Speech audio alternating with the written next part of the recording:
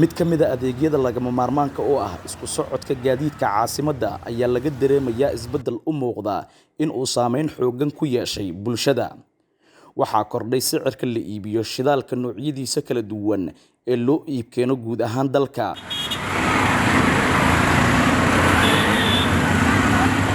Arrintaasi ayaa waxaa qayladhaan xooggan ka muujiyey milkiilayaasha gaadiidka kala duwan ee ka howlgala gudaha dalka. Mid ka mid ah dadka ku shaqaysta mootada saddexda lug leh ee loo yaqaan bajaajka oo la hadlay Shabeelle ayaa sheegay in xilligan isbeddel weyn uu ku yimid sicirka la iibinayo shidaalka, arrintaasina saameyn adag ay ku yeelatay. Waxa uu sheegay in qiimihii lagu raaci jiray bajaajka xilligan uu kordhay, isla markaasina arrintaasi loo aanaynayo qiimo kororka ku yimid xilligan shidaalka. ka mid ah bajaajleyda ka shaqaysato ee mootada wallaahi maalmahan caqabado fara badan aan soo food saaray waayo anagu waxaan bulshada u shaqeynaa bulshaduna waxa weeyaan dhaqaalaha wadanka meesha maray waa ognahay shidaalkii wuu nagu qaaliyoobay bulshadii loo adeegi jiray sidii hore in loogu adeegay damacsan yihiin ogol yihiin annaguna waxaan nagu qaaliyoobay shidaalkii aan nagu qaaliyoobay mootadii waa isku badatay marka caqabado fara badan iska jira wallaahi ma la qiyaasi karo arrinta hadda halka ay marayso haddii hore u sii dhaafto waxaan ka cabsanaynaa arrinta ka xun ama ka adag in la gaaro. Horta markii hore waxaa la gadi jiray shidaalka meel iska dhexdhexaada iska macquul gala la gadi jiray hadda laakiin zaid uu kordhay halkii dollar waxaa laga yaabaa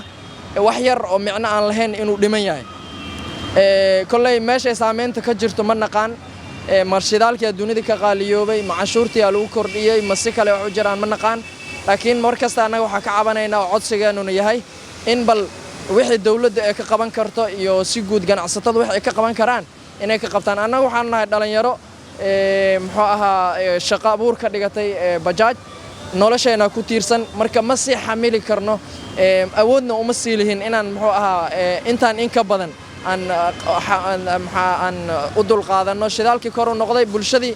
intii la qaaday yaraatay dakhliga iska yaraaday marka aaday noo dhibaysa arrintan haddii wax laga qaban karo in wax laga qabto ayaan codsanaynaa. Maxamuud Maxamed Dhagacade waxa uu ka mid yahay ganacsatada shidaalka ka keenta wadamada dibadda. Waxa uu ka sheekeynayaa isbeddelka ku yimid qiimaha shidaalka la iibiyo suuqyada magaalada Muqdisho iyo xilligan waxa sababta u ah. waxa waaye adduunka oo dhan ayaa waxa badeecadu marna waa kacdaa marna waa raqiistaa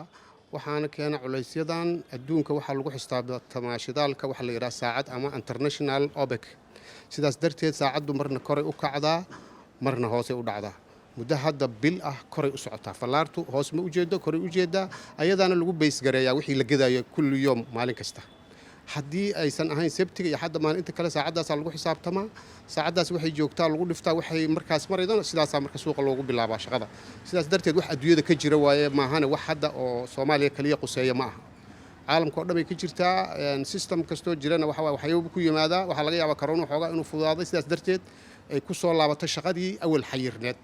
sidaas darteedna ay ku dhamaatay oo barnaamijka uu maaragtay kor u kacay oo sixir bararka iyo shaqooyinkii hore loo waayay hadda la helay sidaas darteed ayuu sixir bararku ku yimid waana badeeco way soo noqon mar kulli yoom min al-ayam waa soo laabanaysaa laakiin waxna inay marna kacaan marna ay raqiisaan waa shaqada businessku ku salaysan yahay wax cusub maahan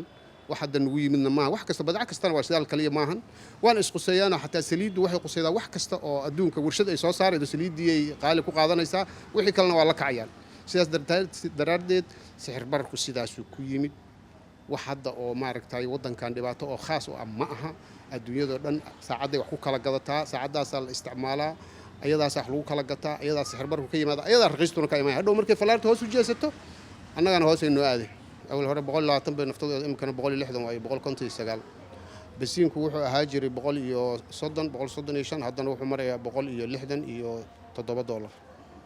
sidaasuu maraa sixir bararku sidaas ku yimid isbedel badan jira 65.7 ugu badnaan gadi jireen haddana 8.8 waay fuustooyinkan iyo haamaha gadaasheeda ka muuqda waa qayb ka mid ah meelaha lagu kaydiyo marka shidaalka laga keeno wadamada Soomaaliya u iibkeena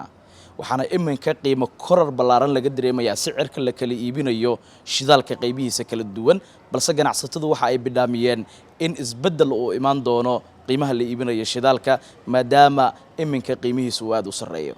Xasan Kaafi Xaaji Maxamed, Shabeelle TV. muqdisho. si aad ugu adeegato Premier Wallet kaliya taabo batanka Pay ku aadi kaamirada QR-ka goobta aad wax ka iibsanayso geli lacagta iyo faahfaahin kooban taabo Next